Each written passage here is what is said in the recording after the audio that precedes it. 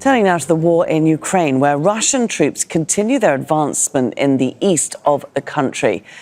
Moscow says its forces have taken control of another settlement in the Kharkiv region, where fighting continues.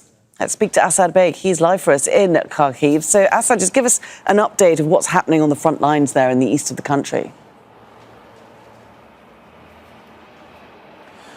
Well, there's been an announcement by Ukraine's General Commander Alexander Zelenskyy that there will be a counter-offensive. Now, he hasn't given details of that, but he has acknowledged the difficulty Ukrainian forces are facing in the east of the country. And as you said, Russia has been making advances. He said that there's intense fighting taking place in the east around Kupiansk, Kharkiv and Kupiansk. But he's also said that over the last 10 days, there was a situation of crisis. Ukrainian troops were retreating and there wasn't anyone to replace them. He said the issue has been resolved because they've called up reserves. He also said around the Pokrovsk area that Russian forces outnumbered Ukrainian troops 5-1. And he said that victory cannot be achieved if all the Ukrainian forces are doing is defending their positions. They need to counter-attack. But yet again, no real information about what that counter-offensive, what those counter-attacks entail. But there's an acknowledgement that the situation around Pokrovsk and Kharkiv is really, really tough. Russian forces have been advancing, and there's credible reports now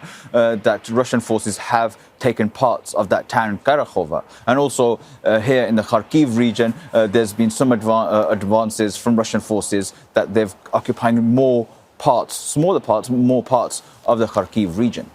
And Asad, you've seen some intense fighting there in Kharkiv at the start of the war. What's the situation like now?